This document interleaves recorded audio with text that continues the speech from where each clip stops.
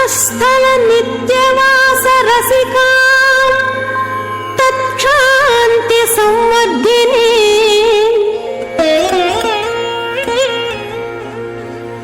पद्मालंकृत पाणि पल्लवयुगां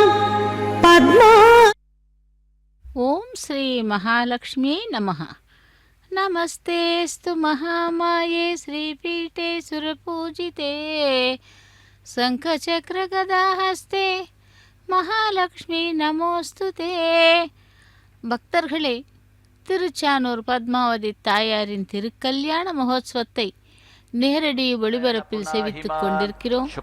இந்த கல்யாண உற்சவத்தின் நேரடி ஒளிபரப்பின் வர்ணனையாளர் திருமதி பவித்ரமர்ச்சிஷி அக்னே விததமந்தரா பிரம்மதேன புனீமஹே உபாभ्या அந்தேவ சவிதः பவித்ரேன சவேன ச இதம் பிரம்ம புனீமஹே வைஸ்வதேவி புனதி தேவ்யாகாத் யஸ்யை பஹ்வீஸ்தனுவோ வீதபృష్ఠாः तया मदन्तः सधमाद्येषु वयग्स्यामपतयोरयीनां वैश्वानरो रश्मिभिर्मा पुनातु वातः प्राणेने शिरोमयो भूः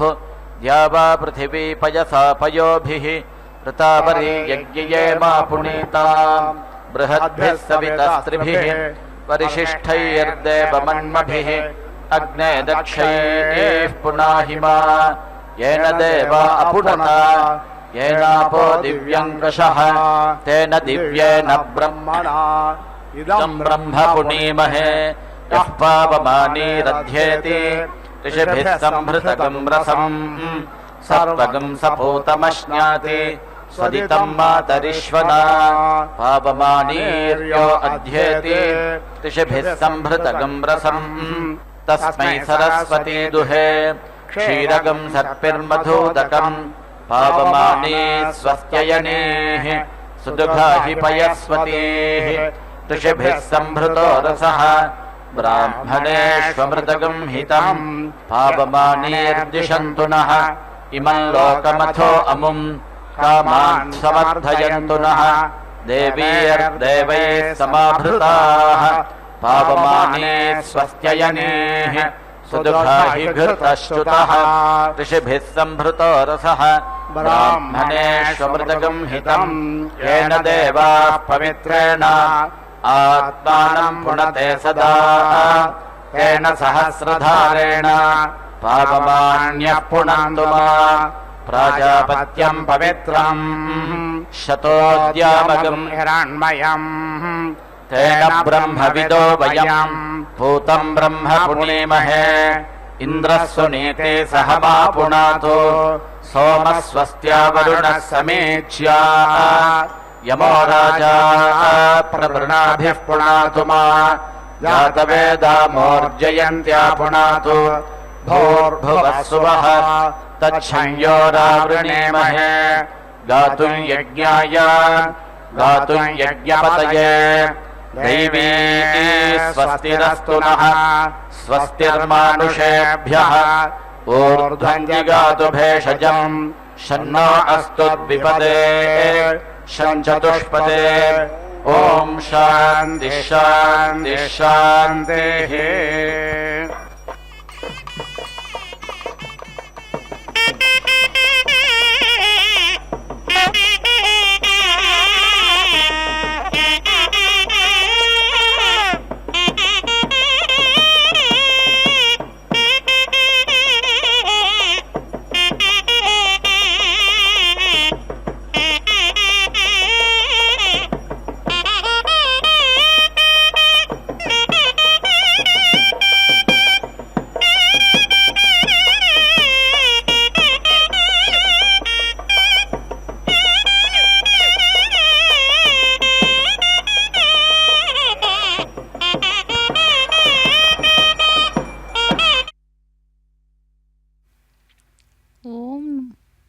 லக்ஷ்மி தேவியே நமஹ.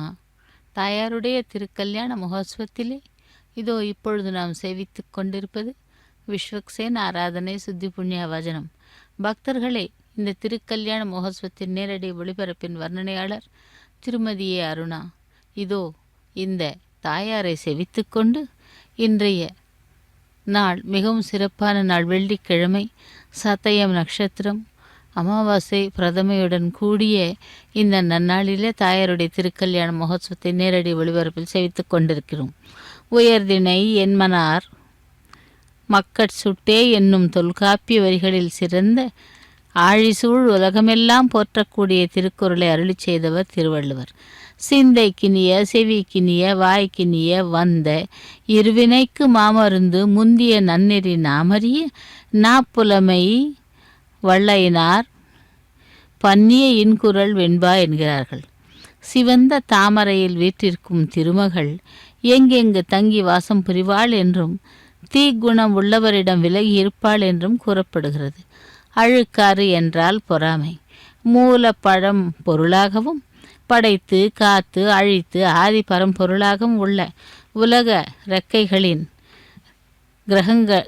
உலக இரட்சகளின் மார்பினிலே திருமகள் மிகவும் மகிழ்ச்சியுடன் விருந்து உபசரிக்க நல்ல பண்பு உள்ளவர்களிடத்தில் அமர்ந்து அந்த மக்கள் 16 செல்வங்கள் பெற மகிழ்ச்சியாய் அவர்களை ஆசீர்வதிப்பவள் இந்த திருமகள் தான். அப்படிப்பட்ட திருமகளானவள் பார்க்கடலிலே கடையும் பொழுது அந்த க்ஷீரசாகர மதனத்திலே இவள் ஆவிர்பவித்தாள் சந்திர சகோதரியாக. அப்படிப்பட்ட தாயார் இங்கே பத்மாவதியாக கொலுவீற்றிருந்து நமக்கு அருளி செய்து கொண்டிருக்கிறாள் திருக்கல்யாண மகோத்சவத்திலே. பக்தர்களே, விசேஷமான இந்த கல்யாண மகோத்சவத்தை நேரடி ஒளிபரப்பில் சேவித்து கொண்டிருக்கிறோம். ஓங்கி உலகளந்த உத்தமன் மகாவிஷ்ணு கீதாச்சாரியான் தசாவதார பிரியனாக வந்து மானுடத்தை தழைக்க வந்த மாமருந்து அவர் தம் மார்பினிலே உறையும் திருமகளை போற்றி சேவிப்போம். இதோ அப்படிப்பட்ட தாயார் தேரில் திருவீதி உலா வந்து கொண்டிருக்கிறார். அந்த மகிமை வாய்ந்த தாயாரை சேவித்து அவளுடைய அனுகிரகத்தை பரிபூர்ணமாக பெறுவோம். ஸ்ரீவத்சவட்சசம் ஸ்ரீசம் ஸ்ரீலோலம் ஸ்ரீகரகிரகம் ஸ்ரீமந்தம் ஸ்ரீநிதிம் ஸ்ரீட்யம் ஸ்ரீனிவாசம் பஜேநிசம் என்று அந்த தாயாரை செவித்து கொண்டு இதோ பத்மாவதி தாயாருடைய திருக்கல்யாண மகோத்சவத்திலே விஸ்வக்சேன் ஆராதனை சுத்தி புண்ணியவஜனத்தை தொடர்ந்து அடுத்ததாக ரக்ஷைகளுக்கு பூஜை.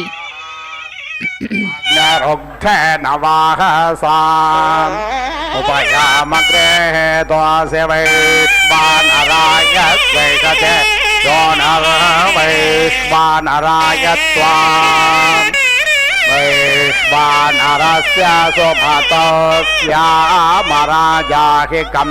भुवनानामभिश्रेः यतो जातो विश्वमिदं विचष्ट वैश्वानरो यतते सूर्येण उपयामगृहीतोऽसि वैश्वानराय द्वैषते योनिर्वैश्वानराय त्वा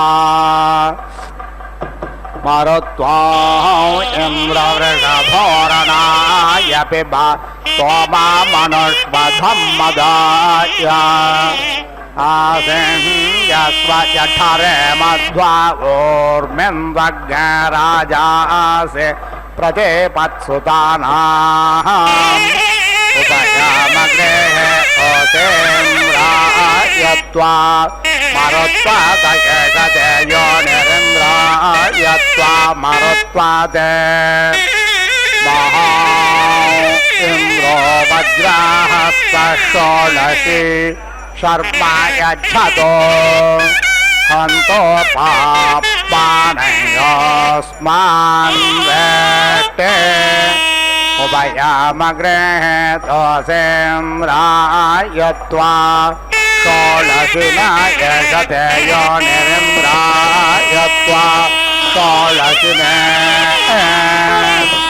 अग्निर्षिः पवमानः पाञ्चजन्यः पुरोहितः तमेमहे महागयाम् अनाभिरैरनो पुष्यात्मकोभिरन्मष्टैरनो सर्वेण पुष्टैः अनद्युपजानुषदुष्पदा वयं देवानो यज्ञमृतुत्थानायन्तु अनो गोत्रादर्द्र गोपते समस्मभ्यग्र तनयोऽयं वाजाः विवक्षा अस्य वृषभा सत्यसोष्मोष्मभ्यग्र सुमागवन् बोधिगोदोः समास्त्वाग्नरतवो वर्धयन्त संवत्सरार्षयो याने सत्या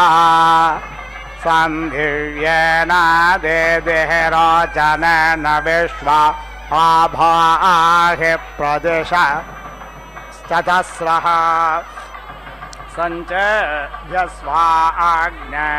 प्रजाबोधयेनमुच्चतिष्ठमहते सौभागाय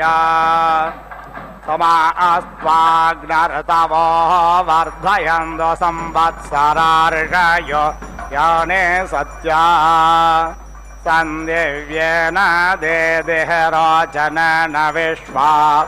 आभाहि प्रदिशश्चतस्रः सञ्चेभ्यस्वाग्न प्रजाबोधयेन मुच्चादिष्टमहते सौभागाय माचारेषदुपसत्ताते अग्न ब्रह्मा कृष्ण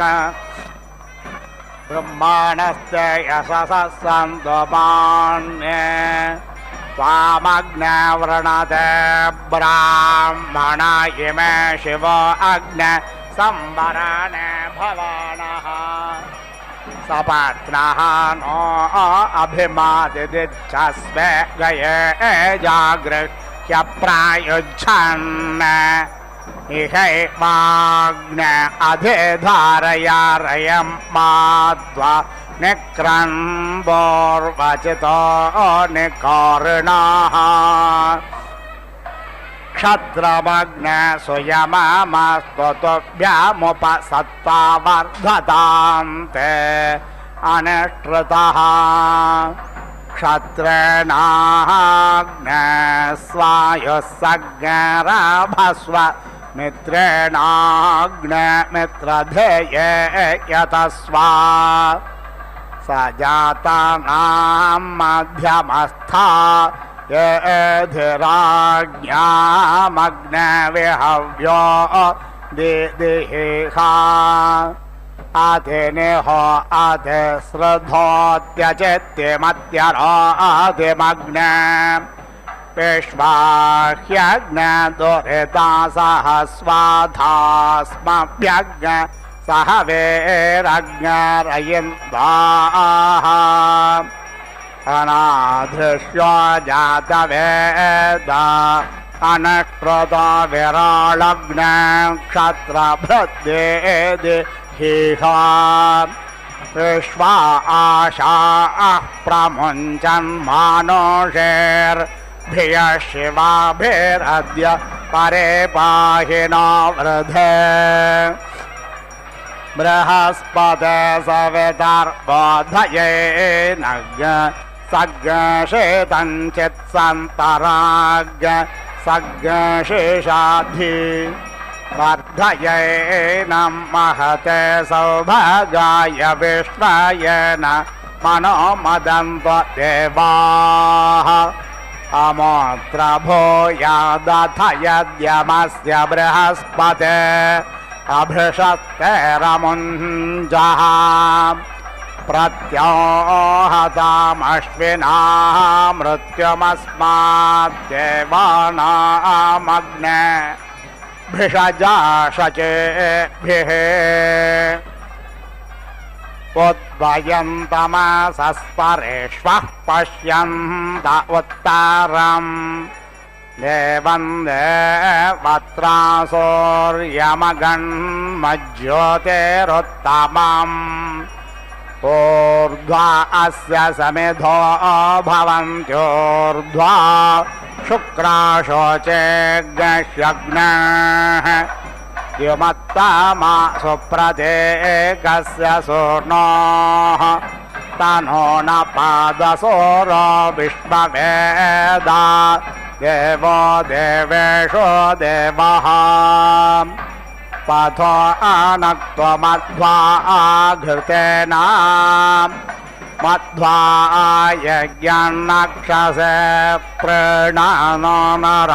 शग्सो अग्ने सुकृद्देवः सविता विश्वभारः अच्छायमेति शवसा घृतेन नो वह्निर्नमसा अग्निग्स्रुचो अधरेषु प्रयत्सु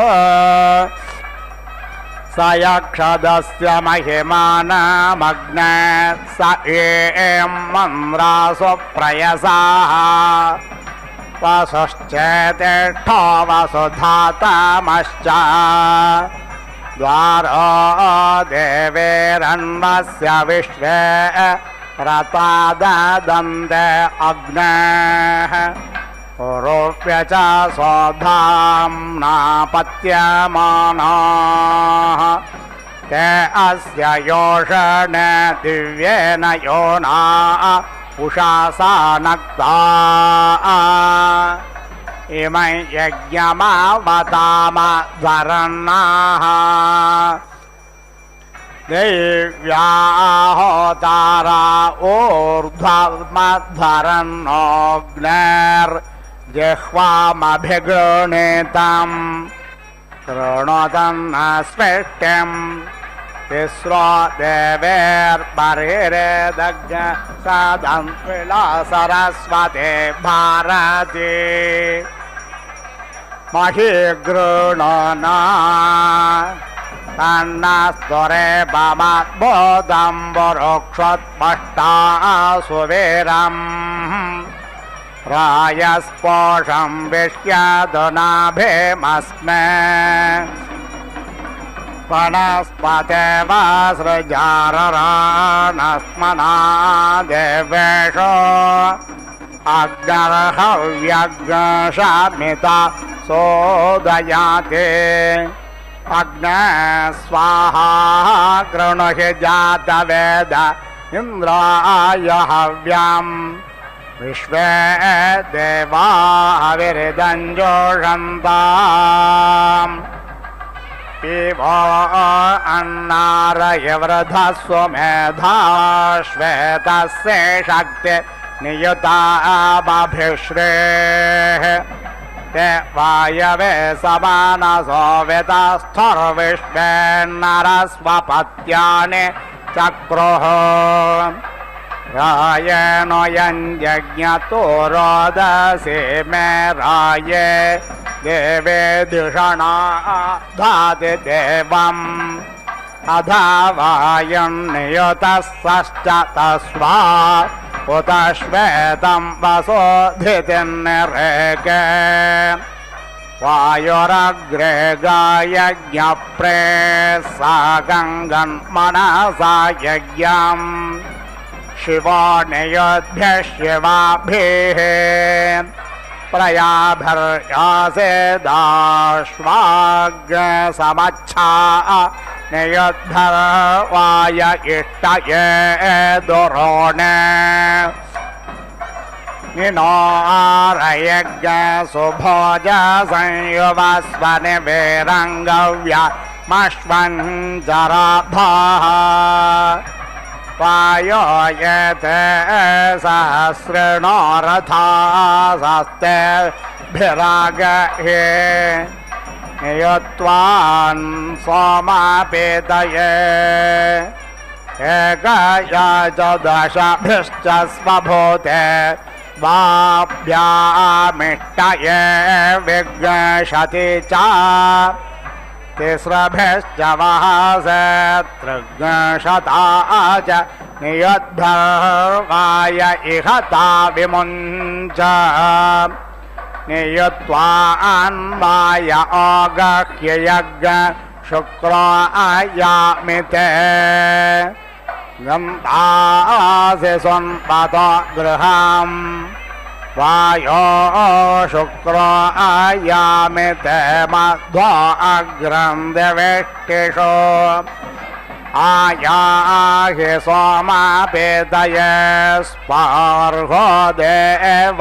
नियुत्वा ताम् नो नियुद्भिः शतिनेभिरध्वरग् सहस्रणेभिरुपयाहि यज्ञम् प्रायो अस्मिन् सवने मादयस्व योऽयं पादस्वस्तिभिः सदा नः तव वायरतस्पते त्वष्टजामातरद्भुताम् अभाग्यस्यावृणीमहे हिरण्यगर्भ इत्येषः येन द्यौरुग्रा पृथिवी च दृह्ला येन स्मत्तभित येन नागाः यो अन्तरिक्षे रजसो विमानः कस्मै देवाय हविषा विधेमा यं क्रन्दसि अवसादस्तभाने अभ्यैक्षेतां मनसा रजमाने यत्राधिसूर उदितो विभाति कस्मै देवाय हविषा विधेमा आपो हयद्बृहतेर्विश्वमायन् गर्भं दधाना जनयन्तिरग्निम् ततो देवानाग्निसमवर्ततासुरेकः कस्मै देवाय हविषा विधेमा यश्चिदापो महिना पर्यपश्यद्दक्षं दधाना जनयन्तिर्यज्ञम् यो देवेष्वधिदेव एक आसीत् कस्मै देवाय हविषा विधेमा मानोऽहिज्ञसे जनितायः पृथिव्यायो वा दिवग् सत्यधर्मा जजाना यश्चापश्चन्द्रा बृहतेर्जजान तस्मै देवाय हविषा विधेमा प्रजापतेन त्वदेतान्यन्यो विश्वा जातानि परिता बभूव यत्कामास्तेजुहुमस्तन्नो वयज्ञस्याम पतयोरयीनाम् अग्न आयज्ञेषि पवसा सुवर्जमिषञ्चनः आरे बाधस्वदुच्छुना अग्ने पवस्वस्वपा अस्मै वर्चस्ववीर्यम् दधाद्रियं मयि पोषम् अग्निर्षः पवमानः पाञ्चजन्यः पुरोहितः तमेमहे महागयम् अभित्वा शूरनो नमो दग्धा इव धेनवः ईशानमस्य जगतः स्वर्दृश ईशानमिन्द्रतस्थुषाः नत्वा वा अन्यो दिव्यो न पार्थिवो न जातो न जानिष्यते अश्वायन्तो मघवन्नेन्द्रभाजिनो गव्यन्तस्त्वाहवामहे त्वामेधिहवामहे सातौ भाजस्य कारवाः त्वां वृत्रेष्विन्द्रसत्पादिन्नरस्त्वां काष्ठास्वर्वतः सत्वर्णश्चित्रवज्रहस्तधृष्णुयामहस्तवनो अद्रिवः यामश्मज्ञरध्यमिन्द्रसङ्केरसत्रावाजन्न जिज्ञुषे कयानश्चित्र आभोवदूति सदा वृधः सखा कयाशचेष्टया वृता तस्त्वा सत्यो मदानां मग्गेष्ठो मत्सदन्धसः दृष्ट्वा चेदारुजेमसो अभेषोणः सखे नाम भिताजरुद्रोणां शतं भावस्यूतये यज्ञाव अग्नये गिरा गिरा च दक्षसे प्रप्रावयममृतं जातवेदसं प्रियं मित्रं न शग्शिषम् ऊर्जनपातज्ञसहिना यमस्मयुर्दाशे महव्यदादये भवद्वाजेष्मभिता भवद्वृध उत त्राता तनूनाम्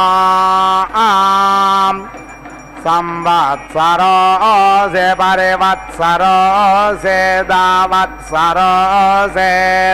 वत्सरोऽसि वत्सरोऽसि संवत्सरोऽसि परिवत्सरोऽसि दावत्सरोऽसि वत्सरोऽसि वत्सरोऽसि उषसस्ते कल्पन्ता महोरात्रास्ते कल्पन्ता मर्धमासास्ते कल्पन्ता मासास्ते कल्पन्ता मृतवस्ते कल्पन्ताज्ञ संवत्सरस्ते कल्पताम् प्रेत्यायेत्ये सञ्चाञ्च प्रचसारया सुपर्णचिदसितया देवतयाङ्गिरस्मध्रुवस्येद ॐ सर्वानुव एषो अग्नौ कामान् प्रवेशयति यो अग्निनन्वाधाय व्रतमुपैति स यदनिष्ट्वा प्रयायात् अकामप्रीता एनं कामानानुप्रयायुः अतेज अवीर्य स्यात् स जुहुयात् तुभ्यन्त अङ्गिरस्तम विश्वा असुक्षितयः पृथक् अग्ने कामाय येमिद इति कामानेवास्मिन् दधाति कामप्रीता एनं कामा अनुप्रयान्ति तेजस्वी वीर्यावान् भवति सन्ततिर्वा एषा यज्ञस्य यो अग्निनन्वाधाय व्रतमुपैति स यदुद्वायति पिच्छित्तिरेवास्य सा तं प्राञ्चमुद्धृत्य मनसोपतिष्ठेत मनो वै प्रजापतिः प्राजापत्यो यज्ञः मनसैव यज्ञगं सन्तनोति भूरित्याह भूतो वै प्रजापतिः भूतिमेवोपैति इवा एष इन्द्रियेण वीर्येणर्ध्यते यस्याहिताग्नेरग्निरपक्षायति यावच्छम्यया प्रविध्येत् यदि तावदपक्षायेत् तगं संभरेत् इदन्त एकं पर उत एकं तृतीयेन ज्योतिषा संविशस्व संवेशनस्तनुवे चारुरेधि प्रिये देवानां परमे जनित्र इति ब्रह्मणैवैनगं संभरति सैव ततः प्रायश्चित्तिः यदि परस्तरामपक्षायेत् अनुप्रयायावस्येत् सो एव ततः प्रायश्चित्तिः ओषधीर्वा एतस्य पशून्पयः प्रविशति यस्य हविषे वत्सा अपाकृता धयन्ति तान् यद्दुह्यात् यातया अम्ना हविषा यजेत यन्न दुह्यात् यज्ञपरुरन्तर्यात्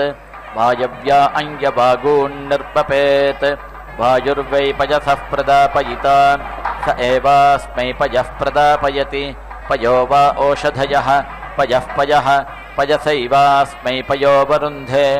अथोत्तरस्मै हविषे वत्सा न पाकुर्यात् सैव ततः प्रायश्चित्तिः अन्यतरान् वा एष देवान् भागधेयेन व्यर्थयति ये यजमानस्य सायं गृहमागच्छन्ति यस्य सायं दुग्धगं हविरार्तिमार्च्छति इन्द्राय व्रीहीन् निरुप्योपवसेत् पयो वा ओषधयः पय एवारभ्य गृहीत्वोपवसति यत्प्रातः स्यात् तच्छ्रुतं कुर्यात् अथेतर ऐन्द्रः पुरोडाशः स्यात्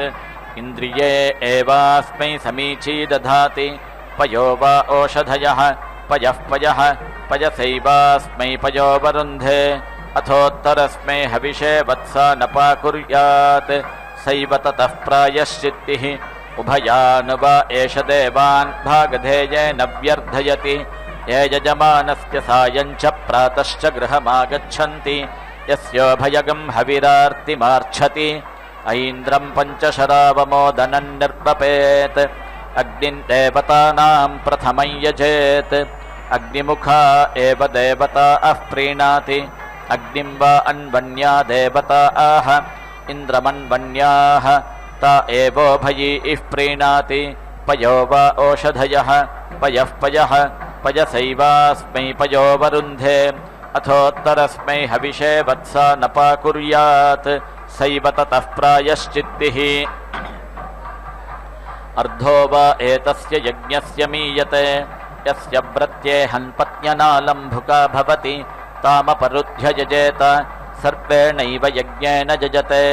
तामिष्ट्वोपह्वजेत अमोहमस्मि सा त्वं द्यौरहं पृथिवी त्वं सा माहं ऋक्त्वं तावेहि सम्भवाव सहरेतो दधावहै पुगुंसे पुत्राय वेत्तवै राजस्पोषाय सुप्रजास्त्वाय सुवीर्यायेति अर्ध एवैनामुपह्वयते सैव ततः प्रायश्चित्तिः यद्विषण्णेन जुहुयात् अप्रजा अपशुर्यजमानः स्यात् यदनायतने निनयेत् अनायतनः स्यात् प्राजापत्ययर्चा वल्मीकवपायामवनयेत् प्राजापत्यो वै वल्मीकः यज्ञः प्रजापतिः प्रजापतावेव यज्ञं प्रतिष्ठापयति भूरित्याह भूतो वै प्रजापतिः भूतिमेवोपैति तत्कृत्वा अन्यान् दुग्ध्वा पुनरुहोतव्यं सैव ततः प्रायश्चित्तिः यत्कीटावपन्नेन जुहुयात् अप्रजा अपशुर्यजमानः स्यात् अप्रजा अपशुर्यजमानः स्यात् यदनायतने निनयेत् अनायतनः स्यात्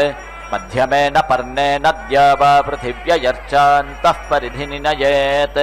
या वा पृथिव्योरेवैनत्प्रतिष्ठापयति तत्कृत्वा अन्यान् दुग्ध्वा पुनरुहोतव्यं सैव ततः प्रायश्चित्तिः यदववृष्टेन जुहुयात् अपरूपमस्यात्मञ्जायेत किलासो वा स्यादर्शसो वा यत्प्रत्येयात् यज्ञं विच्छिन्द्यात् स जुहुयात्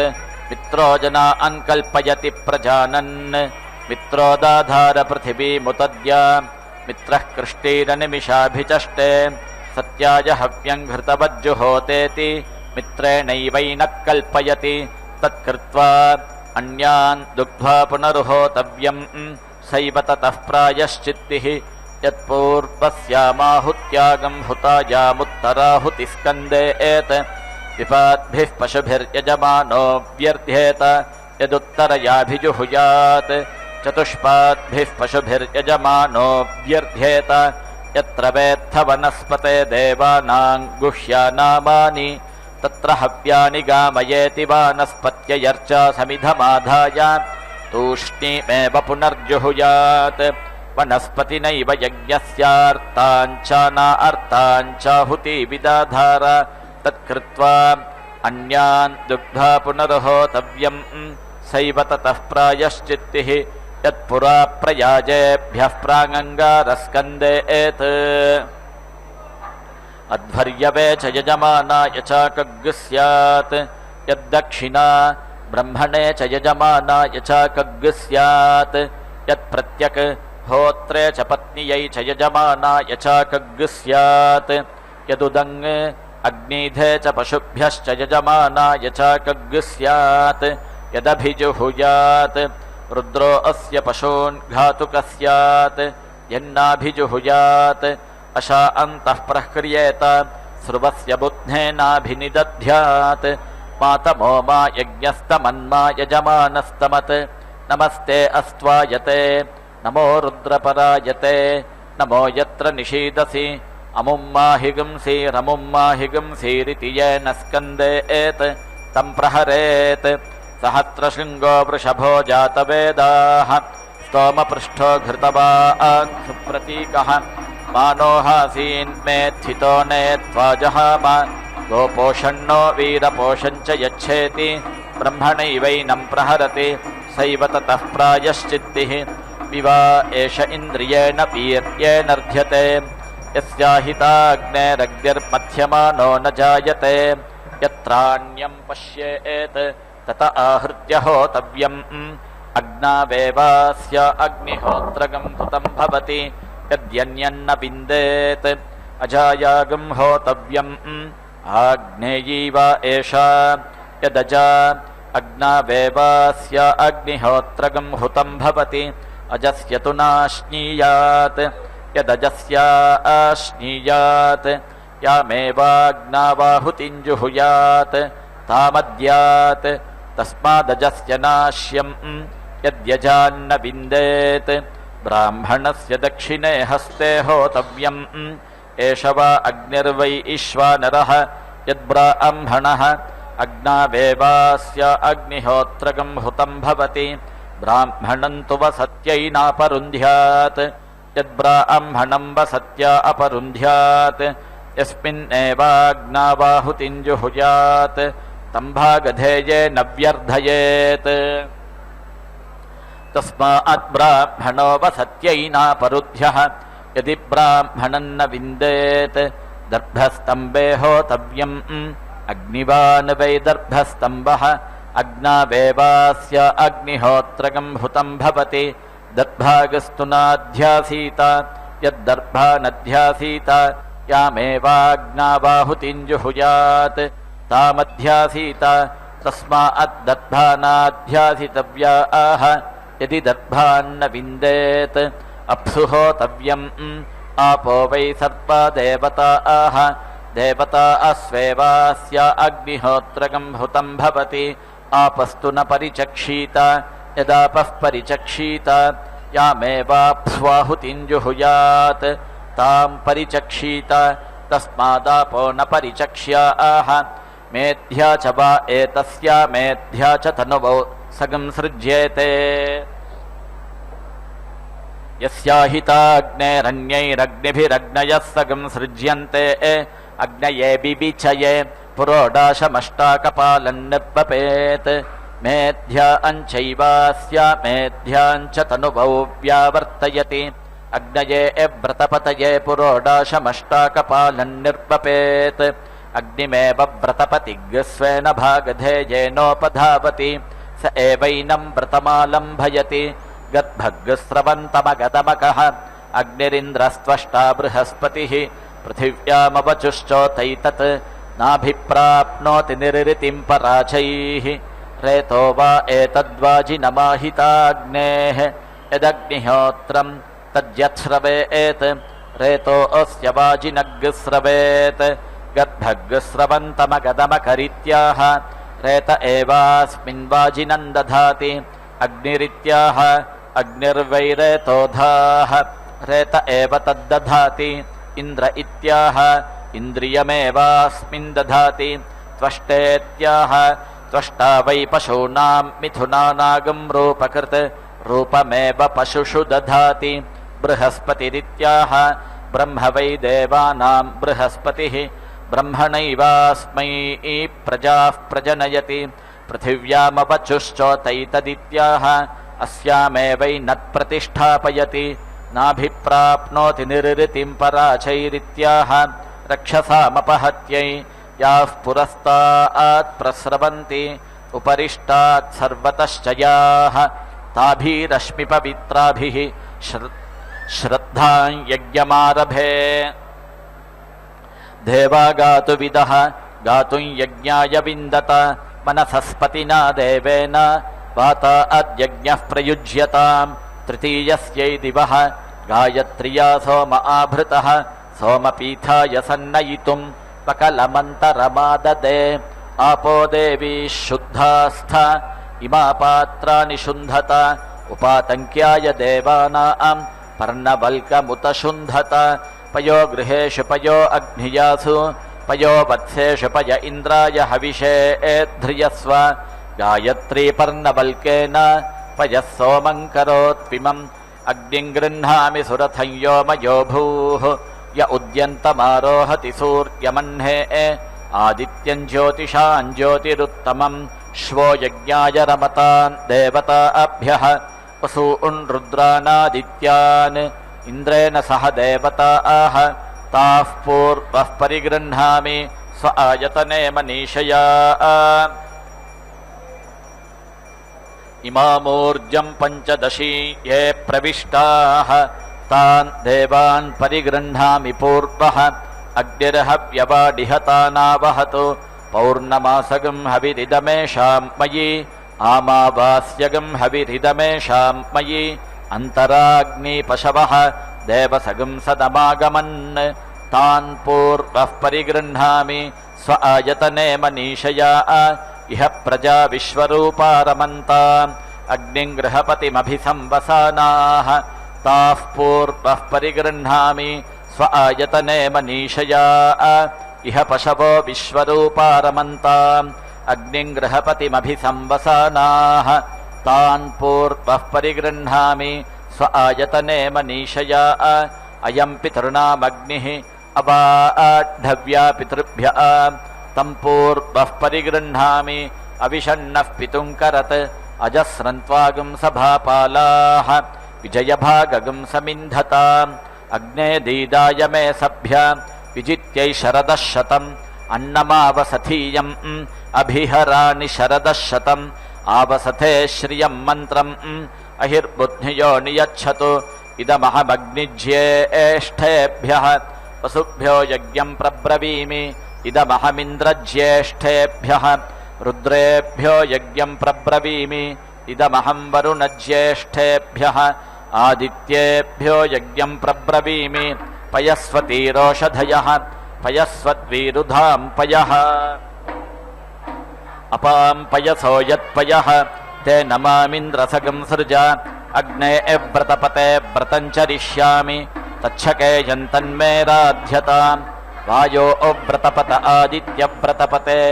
व्रतानां व्रतपते व्रतं चरिष्यामि तच्छके यन्तन्मे राध्यताम् इमां प्राचीमुदीचीम् इषमूर्जमभिसग्स्कृतां बहुपर्णां ஸ்ரீ மகாலட்சுமி நமஹ. தாயாருடைய திருக்கல்யாண மகோத்சவத்திலே அக்னி பிரதிஷ்டை ஹோமத்தை முடித்துக்கொண்டு இதோ இப்பொழுது நாம் சேவிக்கிருப்பது மாங்கல்ய பூஜை. மாங்கல்ய பூஜையிலே அந்த மாங்கல்யங்களை சுத்தப்படுத்தி அதற்கு மஞ்சள் குங்குமம் விட்டு பூஜை செய்து கொண்டிருக்கிறார் அர்ச்சக சுவாமி. ஓங்கி உலகளந்த மகாவிஷ்ணு கீதாச்சாரியன் தசாவதார பிரியனாக வந்து மானுடத்தை தழைக்க வந்த மாமருந்து அவர் தம் மார்பினிலே உறையும் திருமகளை போற்றி சேவிப்போம். இதோ அப்படிப்பட்ட தாயாருக்கு கல்யாண உற்சவத்திலே அந்த மாங்கல்யங்களுக்கு அர்ச்சக சுவாமி பூஜை செய்து கொண்டிருக்கிறார். இந்த பாரத கண்டத்திலே செப்பன்னார் தேசம் என்ற ஒரு பெயரிலே மிகவும் பிரசித்தி பெற்ற ஏராளமான நாடுகள் பறந்து கிடந்ததாம். அப்படி என்றால் 56 நாடுகள் என்று பெயர். அவற்றில் ஒன்று காம்போதி என்ற நாடும், எப்பொழுதும் அந்த நாட்டை காம்போதி என்ற அரசன் அரசாட்சி செய்து வந்ததினால் அந்த நாட்டிற்கு காம்போதி என்று பெயர் வந்ததாம். அந்த பெயர் நாளடைவில் மறைந்து விட்டது. அந்த காம்போதி நாடு விவசாயத்திற்கும் 64 கலைகளுக்கும் மிகவும் பிரசித்தி பெற்றது. ஒவ்வொரு வீட்டிலும் அஷ்டைஸ்வரியங்களும் தானியங்கள் ராசியாகவும் மிகவும் செழித்திருந்தது. அதுவே அல்லாமல் வீட்டிலுள்ள பெண்மணிகள் மங்களகரமான தங்க நகைகள் அணிந்து மஞ்சள் குங்குமம் புஷ்பங்கள் அணிந்து கொண்டு நடந்து வரும் மகாலட்சுமியை போல் அவர்கள் காட்சி அளித்தார்களாம். அப்படிப்பட்ட நாட்டிலே ஒரு சமயம் சங்கணன் என்ற அரசன் அரசாட்சி செய்து வந்திருந்த பொழுது எவ்வளவு வீரம் உள்ளவனோ அவ்வளவு ஏமாளியாகவும் இருந்தானாம். எல்லோரும் எதையாவது கூறினால் செவிசாய்த்து கேட்பான். அனைவருடைய கோரிக்கைகளையும் கேட்டு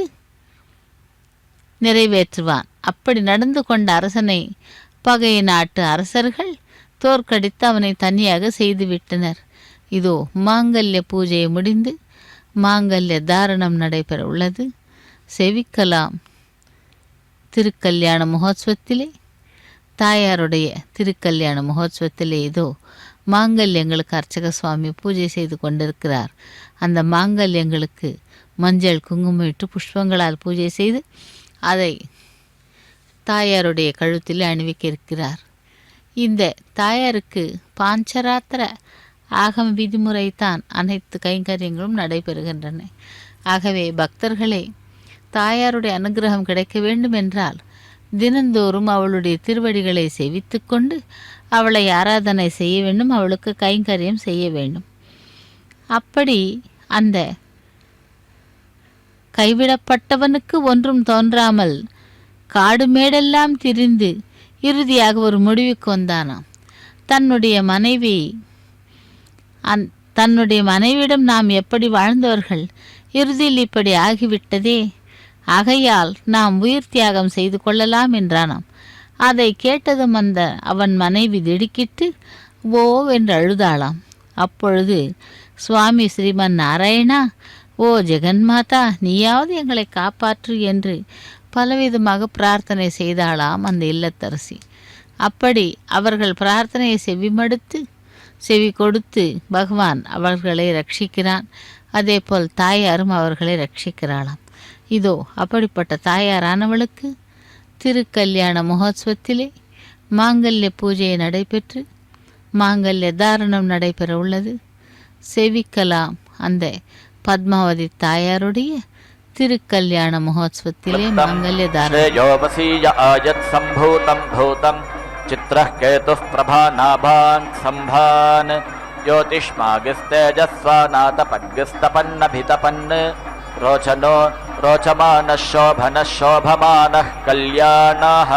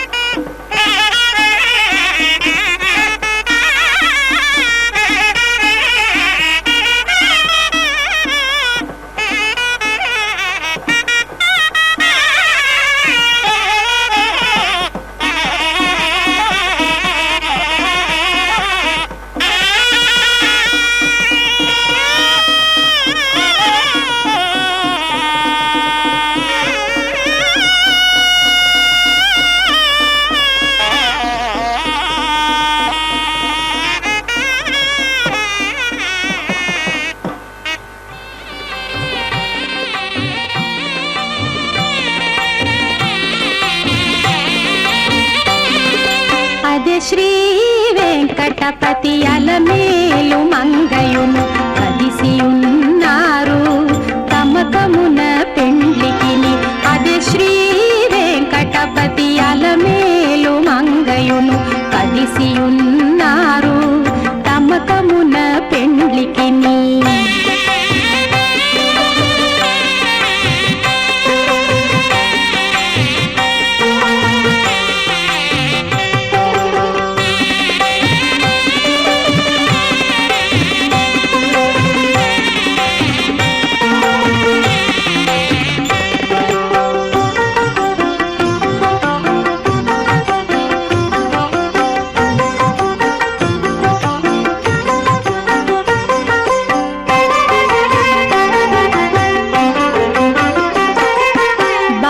కములు కట్టరో పై పై దంపతులకు శేషపాలందియరో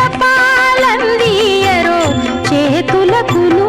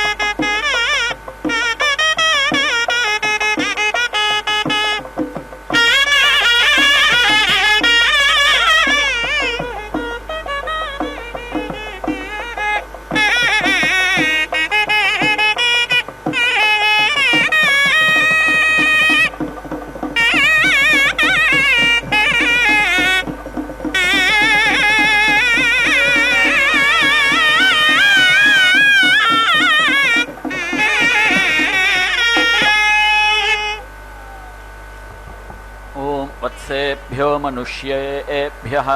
पुनर्दोहाय कल्पतां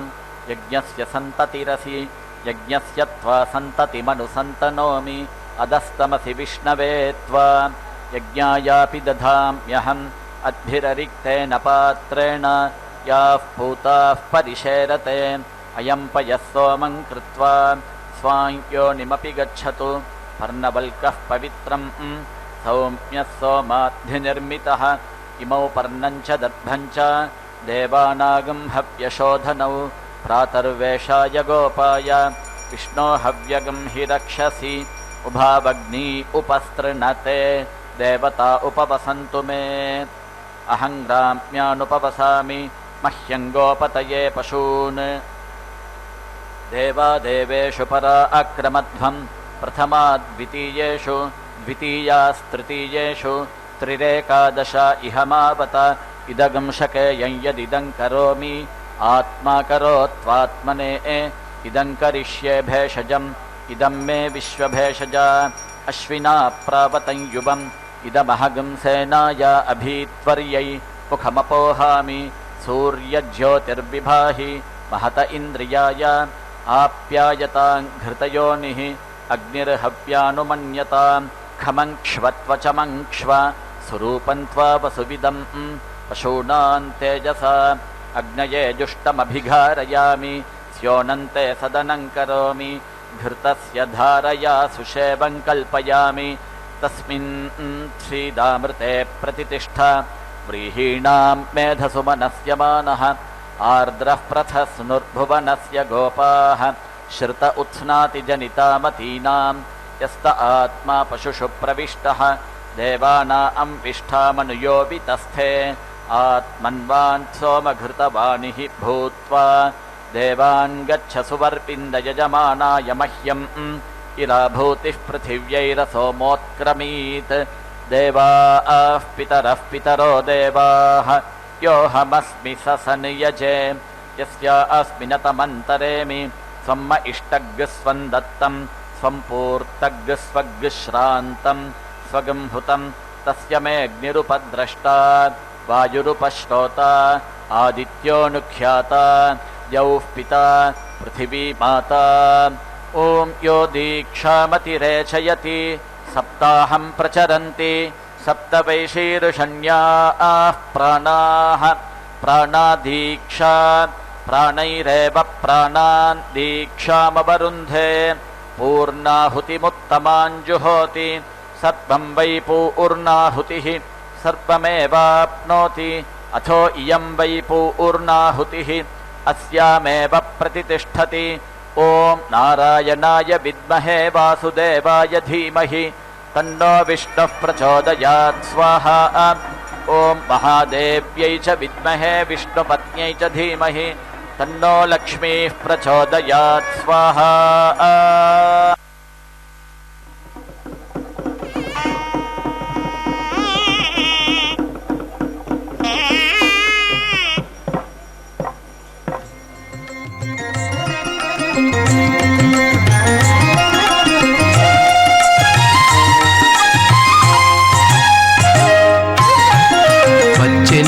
అలమేలు మంగ వచ్చెను అలమేలు మంగ ఈ పచ్చల కడియాల పణతి చలంగ వచ్చెను అలమేలు మంగ ఈ పచ్చల కడియాల పణతి చలంగ వచ్చెను అలమేలు మంగ ఈ పచ్చల కడియాల పణతి చలంగ వచ్చెను అలమేలు మంగ వచ్చెను అలమేలు మంగ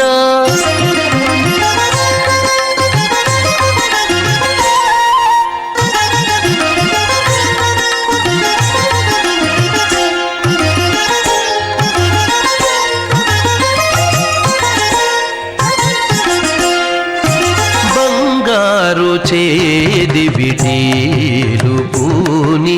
బంగారు చేది విడీలు పూని శృంగారవతులు వేవేలో రాగా బంగారు చేది విటీలు పూని శృంగారవతులు వేవేలో రాగా రంగైన విల్జామరలు వీవా రంగైన విల్జామరలు వీవా మాంగల్యలీల సొంపగు జవరాలు మాంగల్యలీల సొంపగు జవరాలు వచ్చెను అలమేలు మంగా ఈ పచ్చల కడియాల పణతి చలంగా వచ్చెను అలమేలు మంగా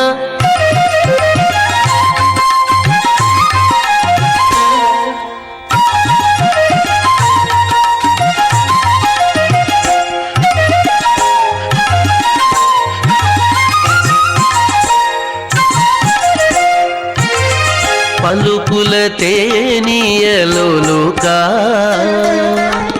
పలుకుల తేనియలోలుకా చెంత చిలుకలు కల కల పలుకా